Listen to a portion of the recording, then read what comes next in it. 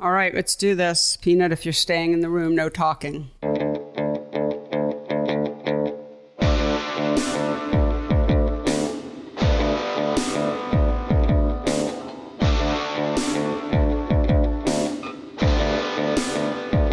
Hello, and welcome to the PhotoWork podcast, the talky and touchy-feely version of my book, PhotoWork. Sold out at the moment, but we'll get back to that. 40 photographers on... No, it's not good. Process and practice. Making himself known before I introduce him again. We're back. Yup, we're back. Hello, everyone. I'm Sasha Wolf, recording...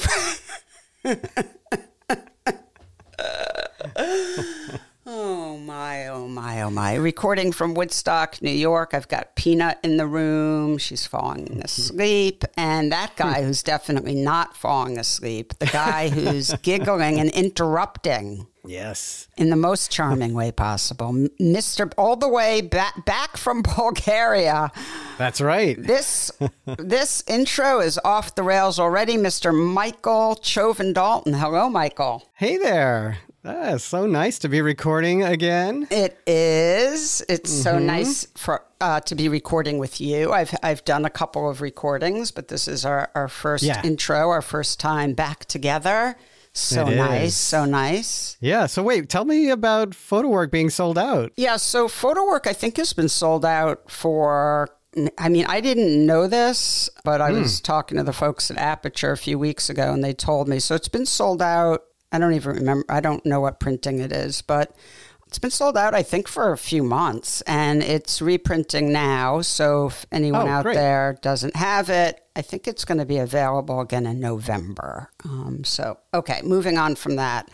That's good news, yeah. Yeah. Back from your travels, how are you? Oh, doing great. So, it was kind of last minute. I think I had explained it before. We got an invite to come visit Bulgaria, my daughter's friend's family. They were just incredible hosts. They put us up in an apartment. They rented a car for us. And my daughter and her friends stayed in the apartment that we were in. And we just had a wonderful time. It's a real sort of extended family out there. The two grandmas came by and they took us on tours and they cooked for us. And then you got grandma's cooking for you? Yeah, yes. Amazing. Holy cow. I haven't had a grandma cook for me in a while. That is wonderful. Oh, same. Nice. So, yeah, it was really, really wonderful. We stayed in Sofia, which, capital of Bulgaria, which is just a beautiful city, a real city filled with both ancient and modern architectural features. I mean, everything from the Byzantine Empire through communism through, modern Western culture. It's really a fascinating place. So I had a great time. Oh, good. Well, that's wonderful. I know you're back to teaching. Yes. Sitting in my office right now. Okay. Hoping nobody knocks on the door. Okay. All right. Let's go fast. So I just want to say that shout out to our fantastic sponsors, Picture House and the Small Darkroom. Michael, recorded, as you know, I recorded the episode that will be the one after this one with the inaugural fellows from the first PhotoWork Fellowship. And they talk about... Is that our first 4-person show? Yes, it was, by the way. It was intense. Anyway, they talk a lot, particularly Brandon Holland, about working with Picture House and gets into detail about how much they helped him. So that was really wonderful. So there'll be an actual concrete example of all the great work that Picture House does in the next episode. For today, I just want to say, as usual, Picture House and the Small Darkroom, thank you for everything that you do for the PhotoWork Foundation. And absolutely, yeah. Michael, today's episode was really wonderful. It was a conversation with our friend, someone who you and I both are just so incredibly fond of, Matthew Genitempo, and he has a new book out, Dogbreath. But what did you think about the episode? This episode was really... I felt very emotionally connected to this episode in a lot of ways because Matthew talks about this critique he had with Todd Papageorge as a student, and it's not one of those, we had this kind of incredibly moving, loving kind of connection, kind of critique. It is a oh my God, my world is rocked. I don't know who or what I am right now. And I really need to go home and think about it kind of critique. And it really changes so much of the way Matthew thinks about photography and what he's doing. And sort of, it's one of those foundation shaking kind of moments, which I've also experienced. And I just love the way Matthew responds to it. It shows a real kind of bravery and fortitude and everything else to be able to change like that and really accept that kind of criticism that you'll hear about. And it really, is the start of his book, Jasper, in a really meaningful way. And then you and Matthew have a really good conversation about the differences between Jasper and Dogbreath, which is really really educational in that you can be yourself and the photographer you want to be and make very different kind of work that sort of interacts with the audience in very different ways. And that's just a really good conversation. Oh, I'm glad you enjoyed it. I loved talking to Matthew. He's so thoughtful. And I agree with you that this story he tells about this critique he had with Todd when he was at Hartford, that really knocked him for a loop. And how he responded to that is incredibly important lesson for folks. And yeah, it's about as good as you can get in terms of absorbing a blow and integrating it in a way that turns out to be just phenomenally positive. Exactly. So, well, why don't we get to it? It is a wonderful episode. I hope everyone enjoys it. Thank you all for tuning in. It's great to be back with everyone. I hope everyone had a good summer. And I will just say we've gotten a flurry of fan mail recently, and thank you so much to everyone. We really appreciate that. And it's always very moving to hear how much the podcast means to you all.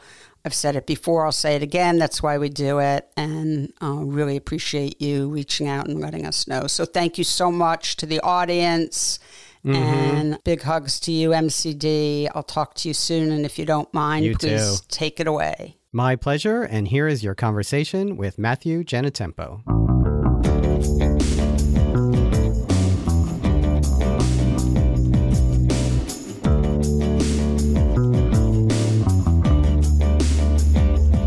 Matthew Genitempo, welcome to the PhotoWork podcast. It's fantastic to have you on finally. Thank you. I really appreciate it. I've been listening for a long time, so it's nice to be on. Well, we sort of were waiting a bit because we're waiting for your new book to come out, which it has, and it's really extraordinary. Thank you. Can't wait to talk to you about the book and also the ones that came before.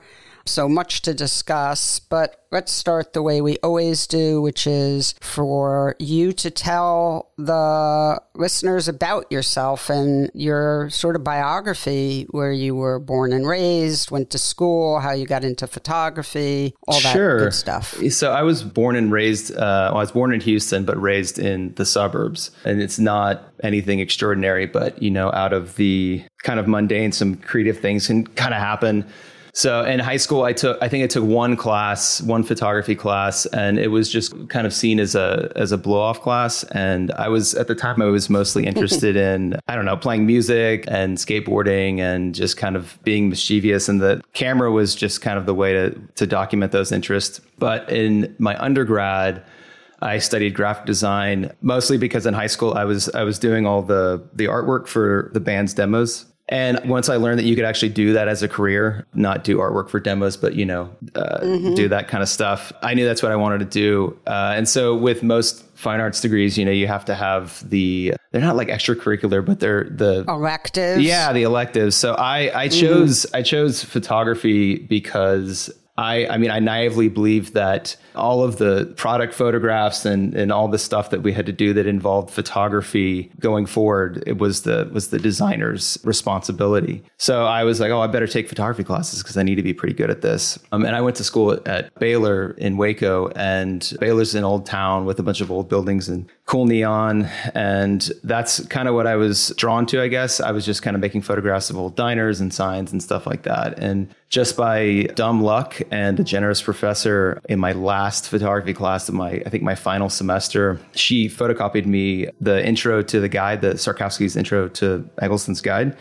with no pictures to go with it. So I went to, I was like, oh, these pictures sound great, but that's so punishing. Yeah, it was. So I went over to the library and I picked it up, and kind of from there I was hooked. I didn't know that you could do that with photography, and Eggleston led me to Shore and Adams and Winogrand and Arbus.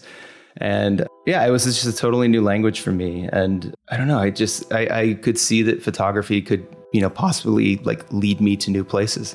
So where did it lead you? Did you go to graduate school, or like, how did that, I mean, I know you did, but. I designed, I still do design quite a bit, but from there, I think I would make weekend trips out to West Texas, or like, I remember waking up really early before I'd have to go into work and drive outside. Like I moved to Austin pretty quick after I graduated. And I would wake up real early in the morning before the sun came up, and I'd drive to like Taylor, Texas and Bastrop, and all these towns are now pretty big since Austin's kind of blown up, but they were kind of small farming towns at the time. So I'd go out there and I just kind of photograph. Then I enrolled in a workshop in 2008, 2009 with Richard Rinaldi, and it was a large format portrait photography workshop. And that was a pretty pivotal point for me. It was a great class. I was kind of thrown to the wolves. I didn't know how to use 4x5. And as you know, New Yorkers are very much on their way somewhere and don't want to be stopped by, some 23, 24-year-old person asking to take their portrait. But it was kind of my first lesson in portraiture, and it was just a sink or swim thing. But that was also, actually, Brian had convinced me to come with him to that workshop. We were both fans of Rinaldi. And how did you know Brian?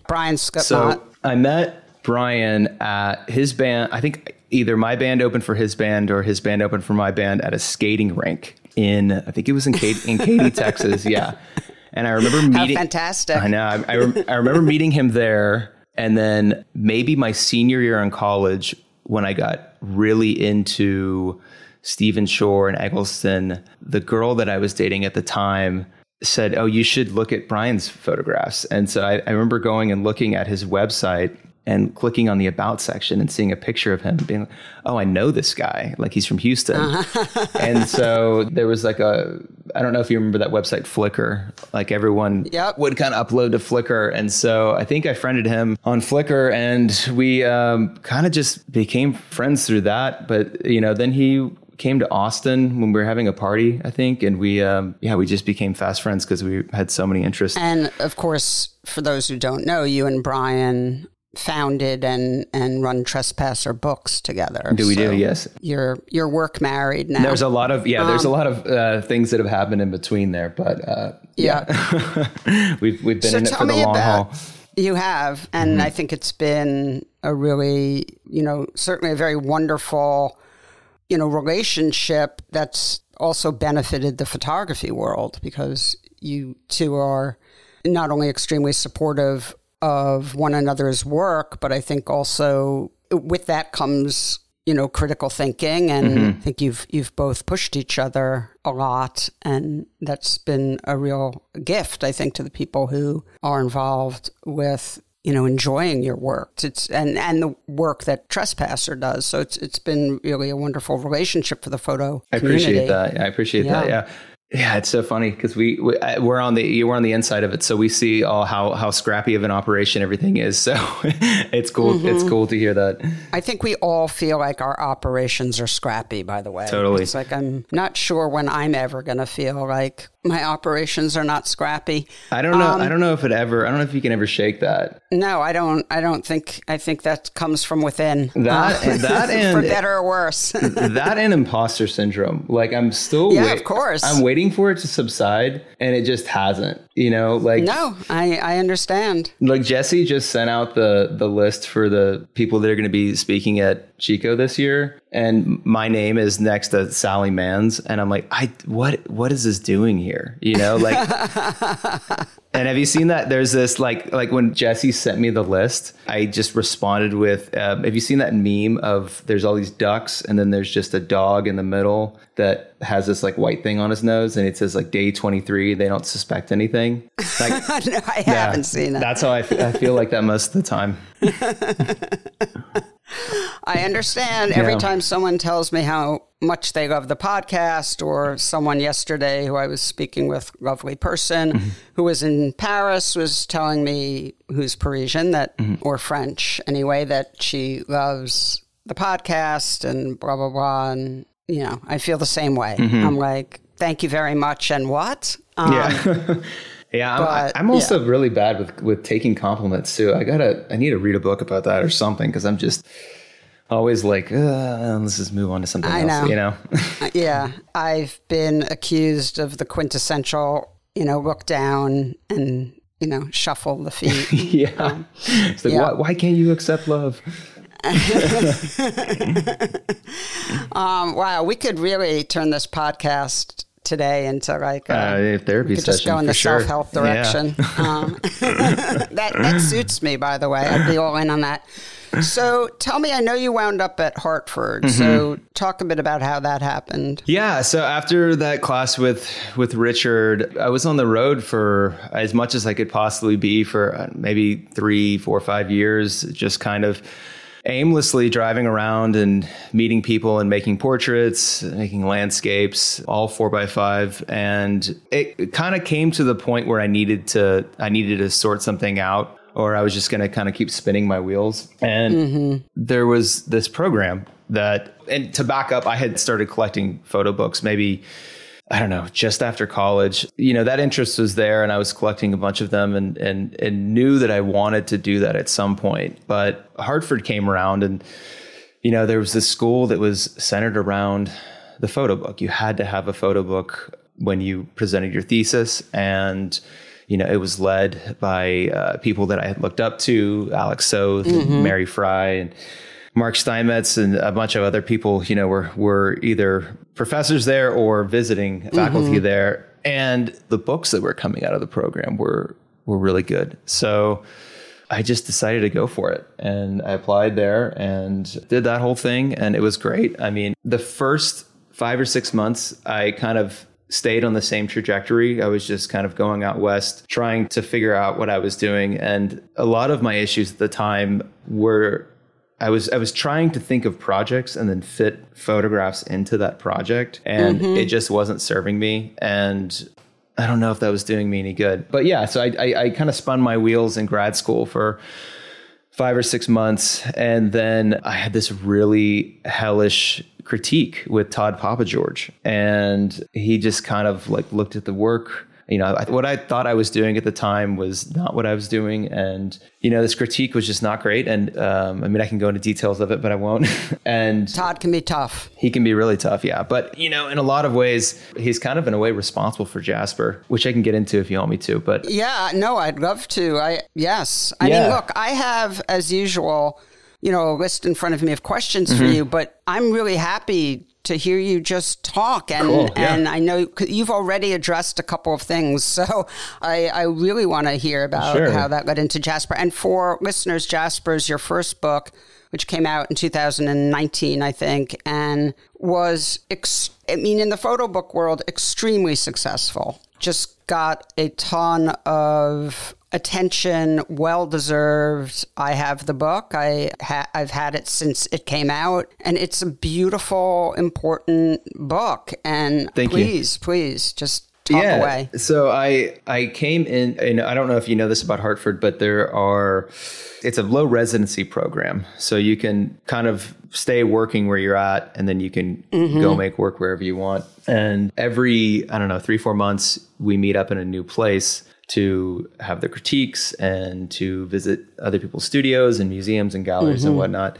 And so we were in Berlin. It was our first Berlin trip, and Todd Papageorge was the main critic that time. He was the visiting critic, I guess. So, I had read his book for the second or third time on the plane ride up there, Core Curriculum, which I highly recommend. It's a fantastic book. And so I was kind of getting prepared for this critique. And I laid my pictures out, and I was, he's just going to love this stuff. And it just totally went off the rails. I kind of forgot everything that I was going to say. He just didn't like the work, said it was dull, and it's not what I wanted to hear at the time. And I still stand by a few of the pictures that were in that edit. There's some good pictures in there, but yeah, I mean, it's what I needed to hear at the time. So the recommendation from him and from the rest of the faculty was to just stay put in one place and make pictures. And that's not what I wanted to hear at all, because I was just so, photography for me at that time just equaled movement. So I didn't understand trying to stay in one place and make pictures.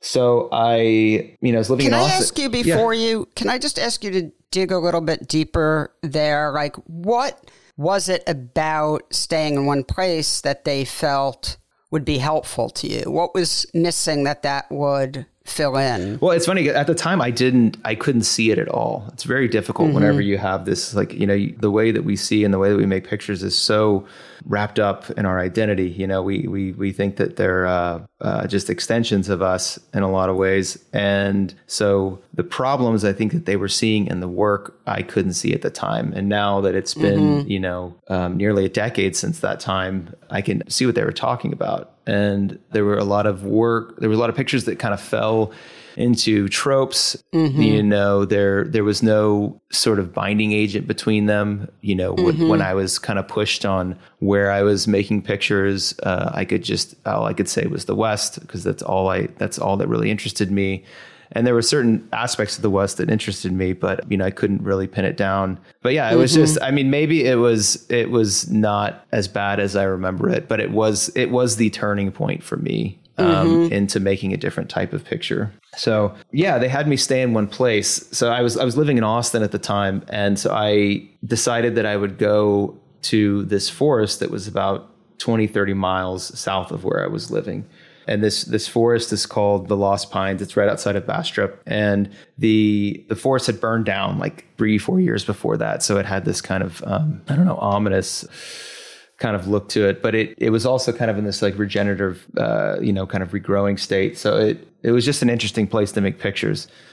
So I stayed put there for 2 months, and I went there every day after work, and it just sort of reset a lot of things in me. I had had a lot of previously held beliefs about making pictures and what kind of photographer I was, and I could just kind of put those aside and move through the space and just let it, kind of slowly disclose itself. And I was shooting color 4x5 before, and I switched over to medium format, black and white, and got off the tripod and started using flash and just used that time to just freely make pictures and not try to think my way into any pictures, if that makes sense. Yeah, of course. Absolutely. And so, yeah, I don't know. It to some people, it might not sound like a giant leap, but for me, it was just tremendous.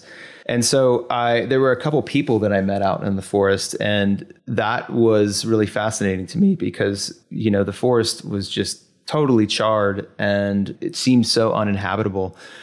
And these people didn't live that far from me, and they were making a life there. So, that was fascinating. And, I brought those photographs back for my next critique. And I think the critique lasted 5 minutes, and I was told to just keep doing what I'm doing. So, I was ready to get back on the road. So I kind of listened to that advice, but not really. I mean, I was going through this obsessive spell with the poet Frank Stanford at the time, and he was based in the Ozarks. And so I just thought, hey, I'll go stay put in that forest from, days, weeks at a time and make pictures there and kind of do the same thing that I'm doing now and kind of bring a lot of this new way of working to that space.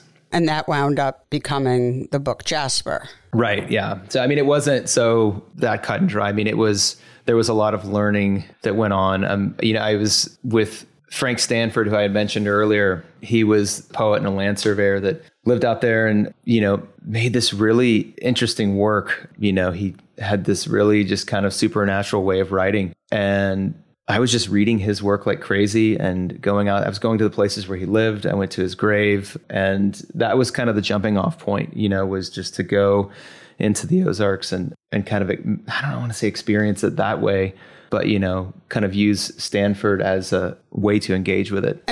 So this is something I wanted to ask you about because I think this is really important. I want to try and corral everything you just talked about into sort of one concept that I hope will be interesting and also helpful for folks who are listening and at that same stage that you were at, where you were able to make good pictures, but maybe were struggling with not just point of view, but also, I think of it a little bit like, see if this makes sense to you, and then I'll ask you a specific question. Mm-hmm. But it seems to me a little bit like I'm a big baseball fan, mm-hmm. and the two things you sort of hear all the time when one of your favorite players is, going through a slump, an offensive player, not a pitcher. You always hear either their mechanics are off, we're working on their mechanics, mm-hmm. or they're pressing, meaning they're trying too hard and they're thinking too much, mm-hmm. as opposed to just trusting that they know how to hit the baseball. Right.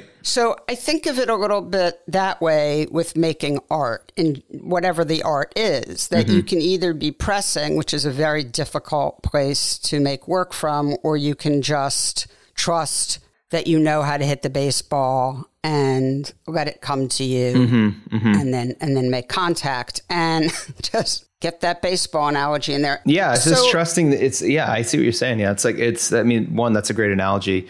But yeah, I think it was just trusting my intuition and not right. I think it's important for photographers to mimic other photographers and to have, heroes and go out and make pictures like them. And that's all great, but you have to kind of insert your voice at some point. And I think a lot of my trouble before that was, you just that was it called the anxiety of influence? Mm-hmm. Yeah, it was just that. I feel like I had, and it wasn't just like all of the photographers that came before me. It was the desire or thinking that I needed to do something important. Mm-hmm. And mm-hmm. so pressing. Right. Yeah. So a lot of it was just kind of releasing myself from that and just completely throwing out any sort of agenda and just making pictures. It seems to me like when you started to really excel, shine, whatever, and Jasper started to take shape, that, you talk about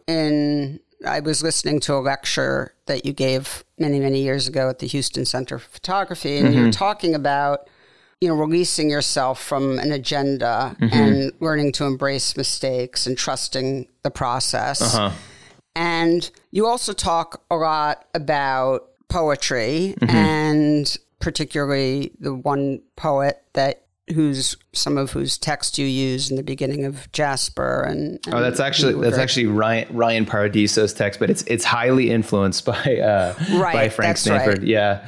I couldn't find the right poem for that. There were so many of Frank Stanford's that probably could have fit there. But yeah, I handed the work off to my good friend and poet, Ryan Paradiso, and he sat with the work for, a couple of weeks and then came back with that poem. And yeah, that's right. I'm sorry, Ryan. I didn't mean to. I got so into this Frank Stanford, I forgot. Yes. No, you're not the first to make that mistake. He's and Ryan's a sweetie, so I know he won't have any hard feelings. Credit to him. Well, let me just ask you, because this is an interesting thing to me in this process. On one hand, it seems like the parameters that Stanford's poetry provided to you, mm-hmm. both in the form of specific references to things and also just as far as mood and locale,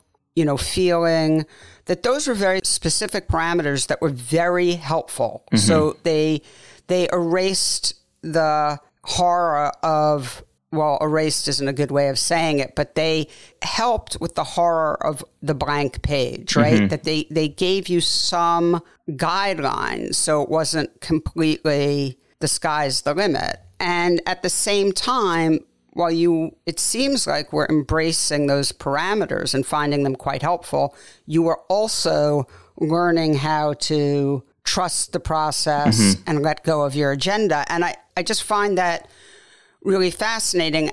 And I really wanted to underline that for people listening because, I hear about this and I see this all the time with artists I work with, those two things coming together in perfect balance to create the right environment to let your own voice come out. And it's mm-hmm. just so fascinating that one is sort of about complete freedom and the other is about boundaries and parameters. And yet, in some ways, both need to be present to create the right space. Absolutely, Does that make sense? Absolutely. I mean, that's exactly what I sorted out during that time. During that first 2 months in the Lost Pines, was that by giving myself a like literal geographical boundary, I had so much more freedom to do whatever I wanted and to make new pictures and to bring those photographs back and see what the pictures are telling me, rather than going out and trying to illustrate some sort of picture that I already wanted to make. So Jasper is a really interesting project to me because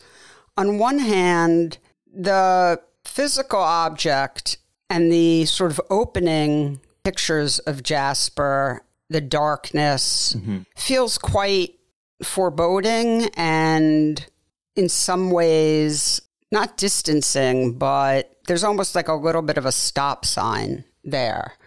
But I have found that Jasper's an incredibly welcoming book, despite that, and that it doesn't take long at all to feel that. And I think part of that, and I don't know how you feel about this, but to me, part of that is the real breathtaking aspects of the landscapes that are in there, mixed with a kind of melancholy that is ultimately not overwhelming. And then this part of Jasper that feels quite narrative. So you're leading us to some degree. It doesn't feel like we're sort of completely on our own. And I bring this up because I actually feel like your latest book, your new book, does not have that same quality. And I want to talk about that. Your new book is called Dogbreath. Yeah, and it's I'm a interested. really beautiful book. Thank you.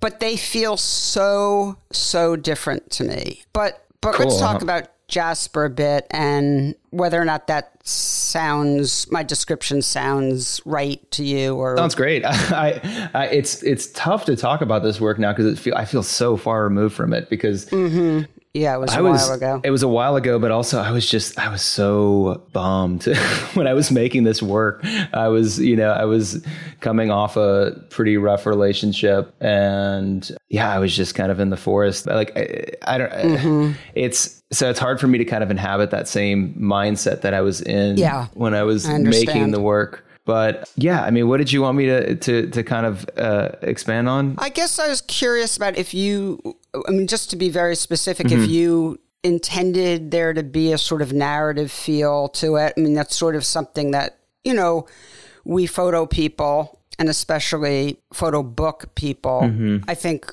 often like to debate and talk about, and whether there is a narrative element to something or whether there isn't. And it's always sort of interesting when for one person it feels like there is, and for another person it doesn't. And right.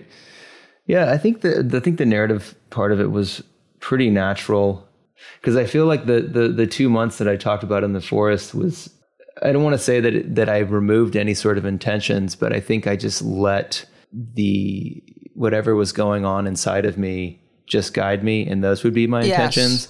Yeah, I get that. And so, a lot of it wasn't overthinking. I think it wasn't until the third or fourth trip, my mentor at the time, Mary Fry, she had pointed out that the photograph that's of the interior of Calvin's bedroom, it comes fairly early on in the book, was kind of a table of contents for the rest of the book. And she had suggested that I move that closer in the book to the front of the book. But that picture to me, Robert Adams always talks about the gift picture. And that one was kind of the gift picture for me, because I could kind of go off in any direction from there, But I mean, so much of Jasper was learning to be carried from one moment to the next, and just really not trying to, think my way into anything. If somebody, the first, one of the first photographs that I made in Jasper was the picture of it's a boy's hands, and he's cleaning his fingernails with his, with a, I love that picture. Knife. Yeah. And, you have to tell people what you're making pictures for when you meet them. And so I kind of just briefly said I was interested in making pictures of people just kind of live alone in the woods. And, he told me about this guy named Steve that lived in a bus buried halfway underground, which is featured later in the book. Yeah. And he, I asked him for directions, and he said, "Oh, just, you can just ask around town." And so I think I got the directions from a gas station employee wrote the directions on the back of a receipt. And that was just that's how I was going to do it from then on. I was just going to see where things were going to take me. And a lot of people, not a lot of people, but people have asked me if Jasper's a community of people. And they're not at all, but I feel like they all do know of each other. It is most of the photographs are made in Newton County. There's some that are made in Missouri, and there's one that's made in Smoky Mountains, which is nowhere near the Ozarks. But yeah, everyone that I met, that I was connected to, was usually just by word of mouth or some sort of informal introduction. Well, I don't know if I know it's sold out, but... Well, there's a second edition coming in October. Okay, well, there you go. Yeah. So there'll be plenty of copies. should get that book. Yeah, it's really wonderful. I think it's up for pre-sale now, but I think the books arrive in October, so... Okay, that's exciting. I actually would love to talk to you as a publisher about that, how that decision comes about, but we'll get there. Sure. Let's talk about your next book, Mother of Dogs, which was a very small run, 375 copies, and much more personal, a completely different type of project. But can you tell us a bit about that book? Sure. Yeah, that one... It's funny because I actually started Dogbreath before I started Mother of Dogs. Interesting. Yeah, Mother of Dogs only took a month or two to shoot, and that happened during the pandemic. So I had started Dogbreath, and then the pandemic happened, and then I made Mother of Dogs, and then once life kind of returned to normal, somewhat normal, I started back up with Dogbreath. But yeah, Mother of Dogs. It's interesting. Seems like you were happier during the pandemic. During the first part of it, Marfa was a weird place to be during the pandemic. I'll leave it at that, but it's already a very everybody knows everybody's business, but when everyone's kind of stuck in one place, it magnifies. Wasn't so hot. Yeah. But yeah, for folks that don't know, Marfa's small town around, 1,500, 2,000 people in far west Texas. And so I was living out there, and my partner, who is now my wife, was living in Tucson at the time.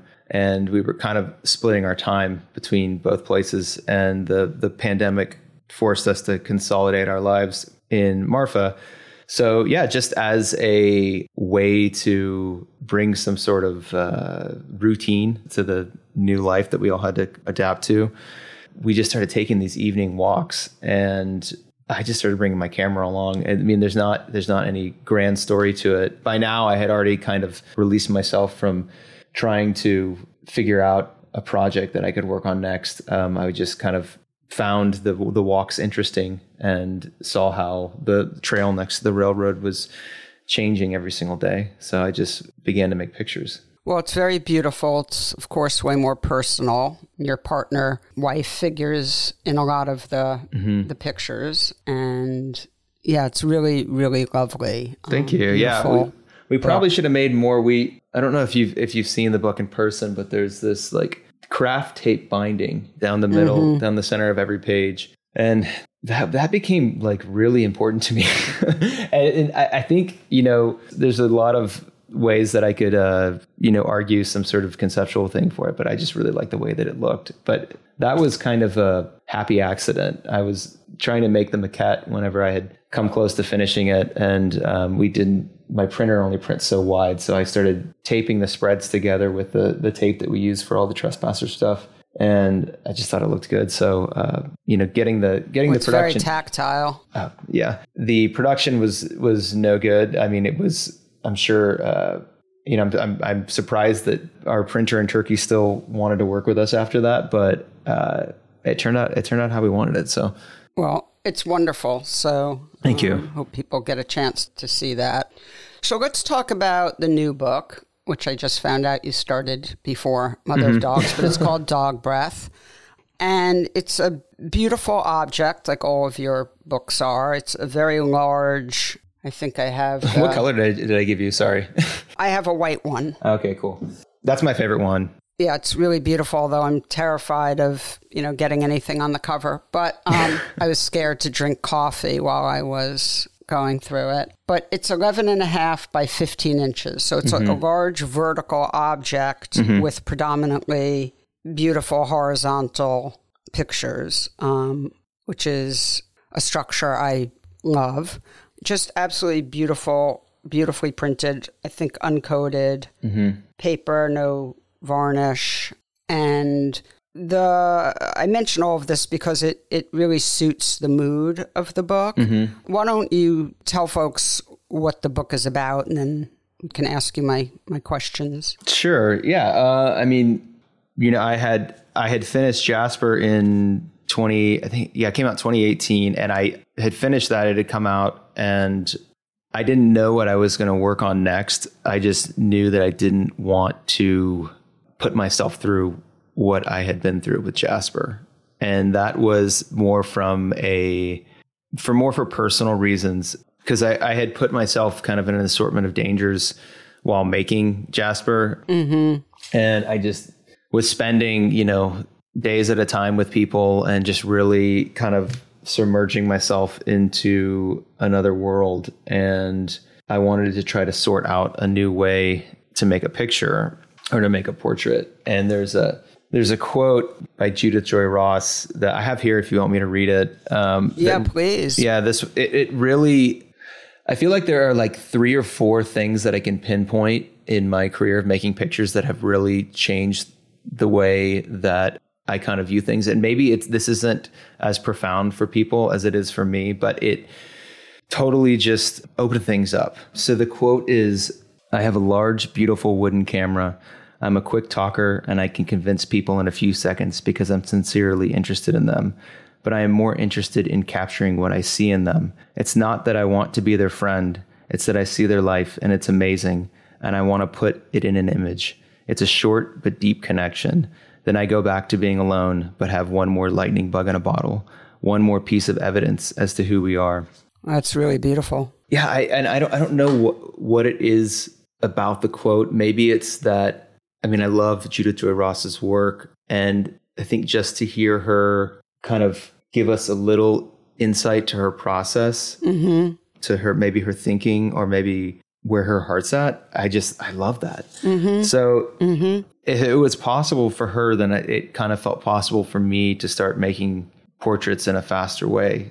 With Dogbreath, I went back to 4x5 and I was moving as quickly as possible. And it was a lot of walking with the 4x5. And by the way, those two things don't usually go in the same sentence. They do not. Well, I kind of figured it out like maybe halfway through to where I could drive. And then a lot of it was, there's a lot of places that were busier areas than Jasper. And so there was a lot of people walking around. But, at one point I did figure out that I could drive and then just park my car a little bit down the road and then walk and then, meet the person that I saw in the car that I was interested in. I also, what was great too about Tucson is I'm a big runner, and I like to run every morning. And usually when I'm sorting out, or not sorting out, but just trying to get the lay of the land of a new space, I'll go run in the morning. And I met a couple of the kids in Dogbreath just by running, just by seeing them walking and stopping and telling them, who I was and that I being wanted immersed in an environment. Yeah. Absolutely. Yeah.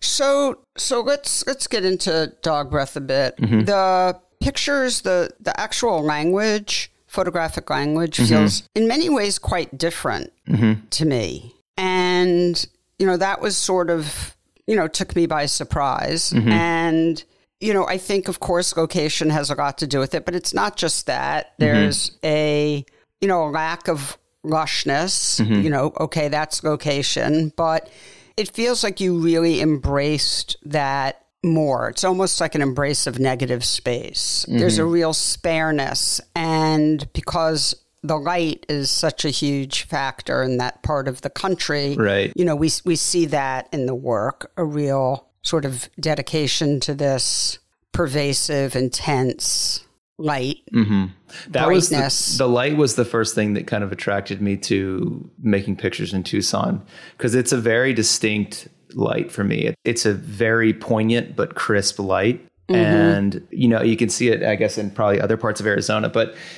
Tucson has a very specific architecture there. And I don't really know if you can really see it in the book. It's not like I'm highlighting any architecture there. But from what I understand, and I might be getting this wrong, late 1800s, early 1900s, a lot of people came down from the north because of tuberculosis. So a lot of their architectural tastes kind of came with them. So that's the space has this, or a lot of the neighborhoods there have this really wonderful marriage of like old adobe style buildings mixed with kind of colonial style windows and doors and stuff. It's really remarkable. So the light and the architecture was what first kind of drew me to the space.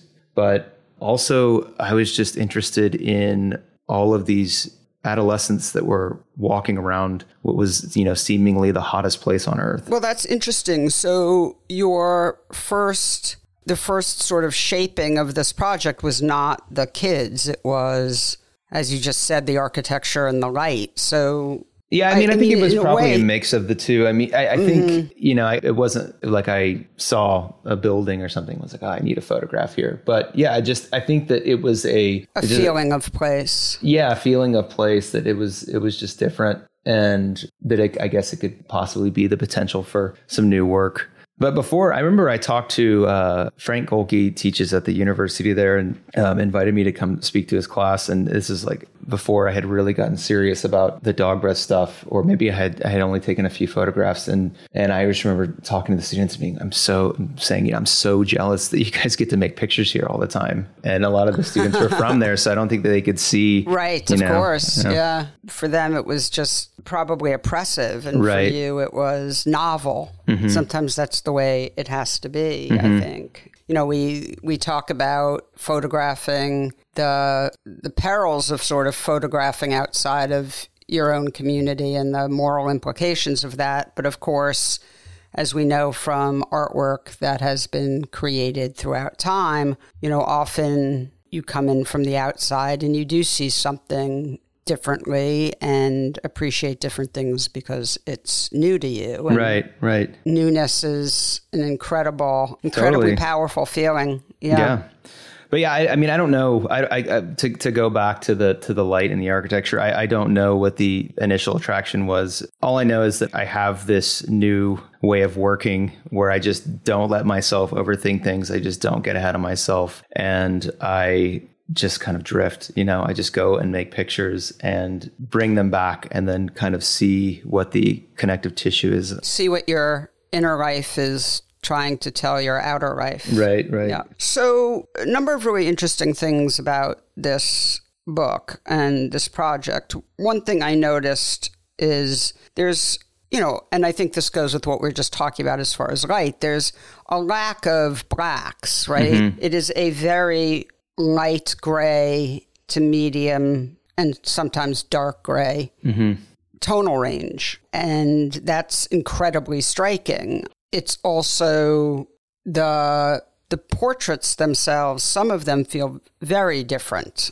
There's one very early on of a boy's head, pretty close up, where you can't see his whole face because it's cropped out of the picture. That felt pretty different. And I would say it feels way less narrative than Jasper. It feels more like a mood, which is enhanced by something I'm not quite sure I understand, and maybe you can explain it, which is the use of shots of screens. And there's also text in it, and we'll see.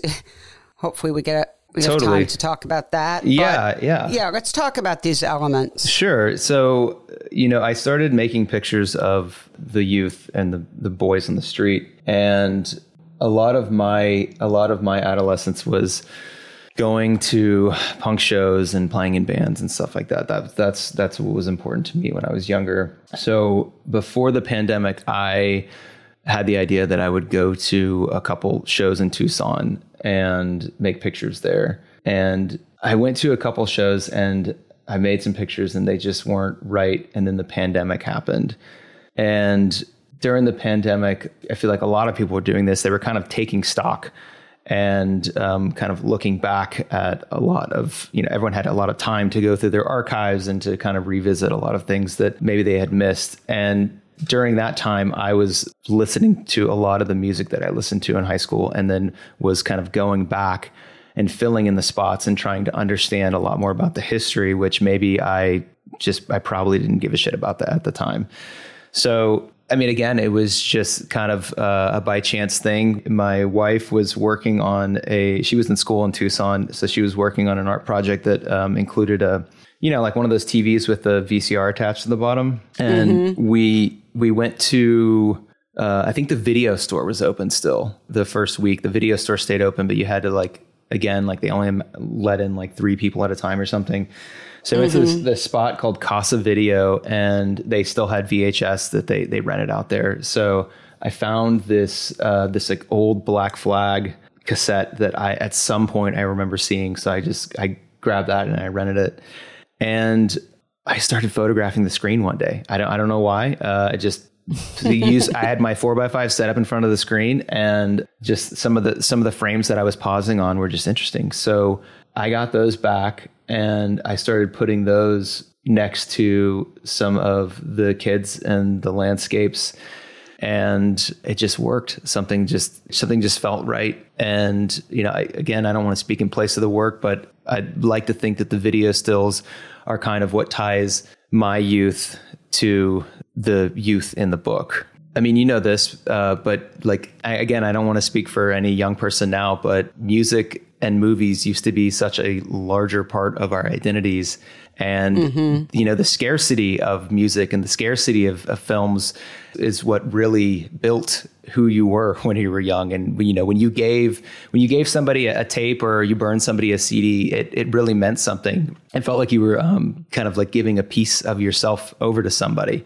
And so in a lot of the ways, the video stills are kind of me handing that over in a way. At least that's the way that I kind of see it, because a lot of the video stills are from movies that I used to watch, and home videos, and, skate videos I used to watch. And then at one point I started actually feeding photographs that I had made through the TV and then rephotograph them again.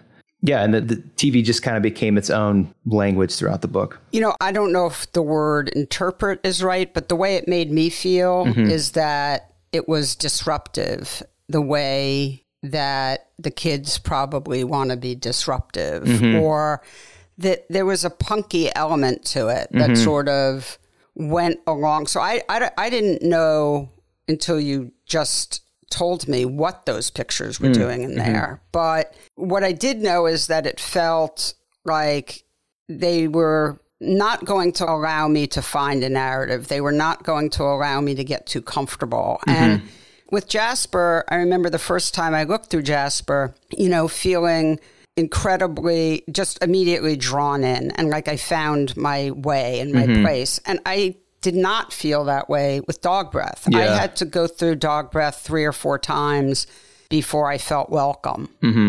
Yeah, I wouldn't classify it as a welcoming book. I think you're right on with that. I'm trying to figure out the best way to articulate it, and I've written about it a couple times. And it's maybe it's something that I'm reading in the work or thought that I was doing that isn't or is happening. But when you're younger, I feel like there are these few moments, and if you're lucky enough to recognize them, they are moments that kind of show you another way of life, or maybe a new language that feels like it's a pure form of expression to you. It almost feels like a homecoming or something.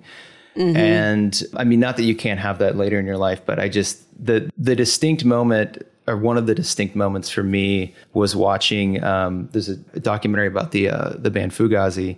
It's called Instrument, and it's towards the beginning, and the band is playing Shut the Door. And I remember seeing that and just knowing that there was another way. There was another way, not out, but I connected with that language in that moment. And when you're in the suburbs, and everyone's life is different, but from the exterior, it's kind of all the same.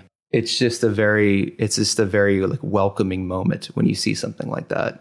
Does that make sense? Well, yes, it makes perfect sense, because I could name, I won't, because it would hijack the conversation. But, I had many of those in my late teens, early 20s that were, I know exactly what you're talking about, that were incredibly important for me. Yeah. So that was the moment that I kept thinking about whenever I was interacting with a lot of the kids in the book. And yeah, I don't know. Maybe the TVs kind of function that way for me too. I spent a lot of time, staying up late watching music videos and 120 minutes and all that stuff. So a lot of those moments of whatever it is we're talking about were kind of given to me in that form. Well, I'm looking at the time and I see we have to sort of wind down, even though I could keep going on with this subject. But let me just say this for people listening, because I think it's really, really important, just thinking about our conversation today. I'm so glad Jasper's going to be re-released. I think people, if they can find the money, should think about getting a copy of Jasper and getting a copy of Dogbreath, and really thinking about the ways in which these two projects really feel like they're from the same artist, and the ways in which they are so unique, and the language is so different, and the feelings are connected but expressed very differently. Because I think it's a really wonderful, really beautiful example of an artist who is using some of the same devices to get motivated, stay on track, even if that track is about working from an unconscious place and not being too agenda driven, but how you can produce two very different projects that, as I said, both still feel like they're from the same artist. I appreciate that. It's really beautiful. I had the fear that, I'm glad that you think that they're different, because I did have the fear that people were going to go through this and be like, oh, he's just doing the same thing he did in Jasper. That's always a fear. I don't feel that way at all. Yeah. Gosh, no, not at all. I could talk to you for a very long time about picture to picture, but it feels like you're really coming up with new ways to talk about some of the same things, and that are very moving. The ways in which we struggle in society to fit into society, to find our place in society, and successes and failures in that regard, but very moving. And I just want to be clear that although I think Dogbreath is not necessarily a welcoming book, it is just give it time, because by my third or fourth sit down with it, I found my way. Cool. And it has been really rewarding. So that's great to hear. That's great to hear. Thank you for gifting us this beautiful project. And thank you so much for hanging out with me this morning. Thank you. No, the pleasure's all mine. We have to get together and talk about publishing at some point. Yes, we do.